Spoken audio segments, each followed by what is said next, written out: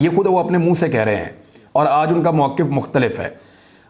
مفتی سعید کیا کہہ رہے تھے اس سے پہلے، یہ ذرا آپ سنیے۔ رہنمائی فرما دیں، فقہا نے مسائل میں لکھا ہے، آپ شامی کے نکاح کا باب دیکھ لیں، بہت تفصیل سے اس میں رہنمائی کی ہے۔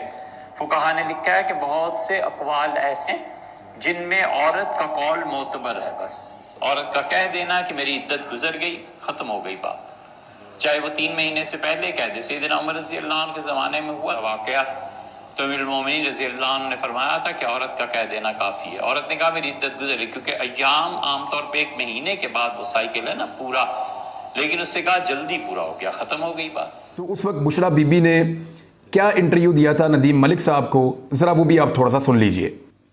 جب میرے نکاح کی خبر چل رہی تھی کہ عدت نہیں ہے، عدت میں لوگوں کو بتا دوں کہ جب میں اپنے گھر سے نکلی تھی تو میرے گھر میں ہی میں عدت پوری کر کے نکلی تھی۔ میرے جو پچھلے ہسبینڈ تھے وہ ایک دین کے اوپر بڑا چلتے ہیں، انہوں نے کہا ہم پہلے یہ عدت گھر میں کریں گے، جیسے ایک قرآنی طریقہ تھا۔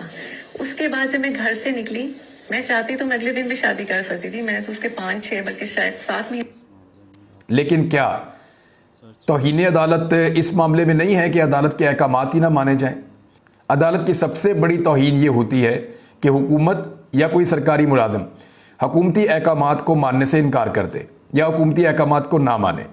یعنی جملوں کو، باتوں کو تو برداشت کر سکتی ہے عدالت، اور بعض اوقات تنقید کو بھی برداشت کر لیتی ہے عدالت، لیکن عدالت حکم عدولی کو برداشت نہیں کرتی، پھر ملک کا نظام نہیں چلتا۔ لہذا یہاں پہ شہباز شریف صاحب نے زیادہ بڑی توہین عدالت کی ہے، اور اس کا کیا بنے گا؟ اس کا بھی اب کیس لگ گیا ہے۔ یعنی ہمیں ایسا لگ رہا تھا کہ 10 تاریخ کی رات کو جب 12 بجیں گے تو عدالت نوٹس لے لے گی، 11 کو کچھ ہو جائے گا، لیکن آج 12 تاریخ تھی۔ 12 تاریخ کو سپریم کورٹ آف پاکستان میں پنجاب کے الیکشن کے لیے فنڈز نہ دینے پر حکومت اور اسٹیٹ بینک کو نوٹسز جاری کر دیے ہیں۔ اچھا، پنجاب میں انتخابات کے لیے فنڈ کی عدم فراہمی پر سپریم کورٹ نے attorney general, governor state bank, secretary خزانہ اور سیکرٹری الیکشن کمیشن کو نوٹس جاری کر دیا ہے۔ الیکشن کے لیے فنڈز کی فراہمی توہین عدالت کی کارروائی سے زیادہ اہم ہے، لیکن الیکشن کمیشن کی رپورٹ کے مطابق وفاقی حکومت نے فنڈز فراہم نہیں کیے، جو عدالتی احکامات کی حکم عدولی ہے، جس کے نتائج قانون میں واضح ہیں۔ چیف جسٹس نے تمام افسران کو پرسوں 14 اپریل کو چیمبر میں طلب کر لیا اور گورنر اسٹیٹ بینک کو دستیاب وسائل سے متعلق تمام تفصیلات بھی ہمراہ لانے کا حکم دیا ہے۔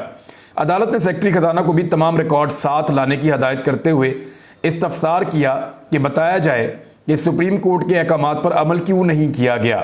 عدالت نے سیکرٹری الیکشن کمیشن کو پنجاب اور خیبر پختونخوا انتخابات کے حوالے سے تمام ریکارڈ بھی فراہم کرنے کا حکم دیا ہے۔ جو ہے وہ رپورٹ الیکشن کمیشن کی یہ بتا رہی ہے سپریم کورٹ آف پاکستان میں کہ سپریم کورٹ آف پاکستان کے حکم پر عمل نہیں کیا گیا۔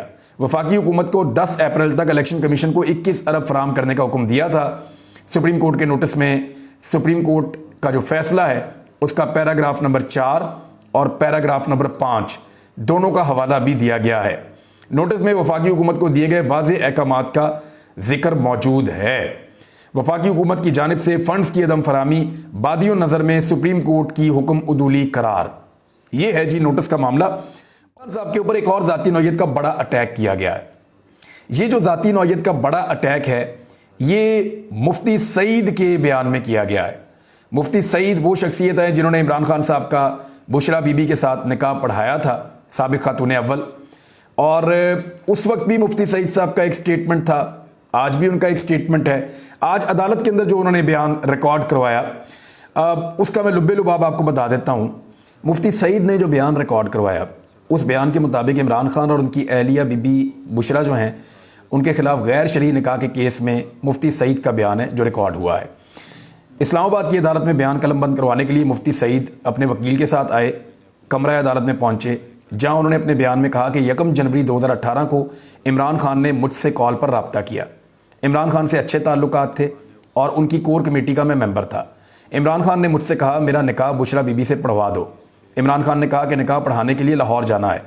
مفتی سعید کے مطابق بشرا بی بی کے ساتھ ایک خاتون نے خود کو بشرا بی بی کی بہن ظاہر کیا۔ خاتون سے میں نے پوچھا کہ کیا بشرا بی بی کا نکاح شرعی طور پر ہو سکتا ہے؟ اس خاتون نے بتایا کہ بشرا بی بی کا نکاح کی تمام شرعی شرائط مکمل ہیں۔ خاتون نے بتایا کہ عمران خان اور بشرا بی بی کا نکاح پڑھایا جا سکتا ہے۔ 1 جنوری 2018 کو خاتون کی یقین دہانی پر عمران خان اور بشرا بی بی کا نکاح پڑھا دیا۔ پھر عمران خان نے مجھ سے فروری 2018 کو دوبارہ رابطہ کیا اور درخواست کی کہ بشرا بی بی سے دوبارہ نکاح پڑھانا ہے۔ سعید کے مطابق عمران خان نے کہا کہ پہلے نکاح کے وقت بشرا بی بی کا عدت کا دورانیہ مکمل نہیں ہوا تھا، اور عمران خان نے کہا بقول مفتی سعید کے کہ جناب 2017 میں بشرا بی بی کو طلاق ہوئی تھی اور وہ جو عدت کی ڈیوریشن ہوئی ہے وہ پوری نہیں ہوئی تھی، لیکن پیشن گوئی یہ تھی کہ وزیر اعظم بن جائیں گے، تو اس لیے بقول مفتی سعید کے عمران خان صاحب نے یہ والی بات کی۔ تو عمران خان نے بتایا کہ پہلا نکاح غیر شرعی تھا تو دوبارہ آپ نکاح پڑھا دیں۔ تو اب یہ بات 5 سال کے بعد مفتی سعید صاحب ڈنڈورا پیٹ رہے ہیں۔ اس سے پہلے مفتی سعید سو رہے تھے اور مفتی سعید اس کے بارے میں پہلے بات نہیں کر رہے تھے، لیکن اب مفتی سعید کو کس نے جگایا ہے، کس نے استعمال کیا ہے، اس کو جاننے کے لیے آپ کو مفتی سعید صاحب کی ہسٹری میں جانا پڑے گا۔ مفتی سعید صاحب کا حوالہ پہلے بھی موجود ہے اور ماضی کے اندر بھی یہ اسٹیبلشمنٹ کے ساتھ تعلقات ان کے عیاں ہو چکے ہیں۔ یہ بہت سارے حلقوں کے اندر موو کرتے رہے ہیں ماضی میں بھی، اور ان کی کہانیاں کچھ کتابوں کے اندر بھی مبینہ طور پہ لکھی ہوئی ہیں۔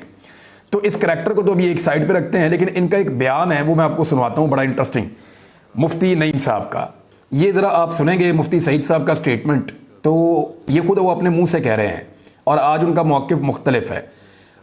مفتی سعید کیا کہہ رہے تھے اس سے پہلے، یہ ذرا آپ سنیے۔ رہنمائی فرما دیں، فقہا نے مسائل میں لکھا ہے، آپ شامی کے نکاح کا باب دیکھ لیں، بہت تفصیل سے اس میں رہنمائی کی ہے۔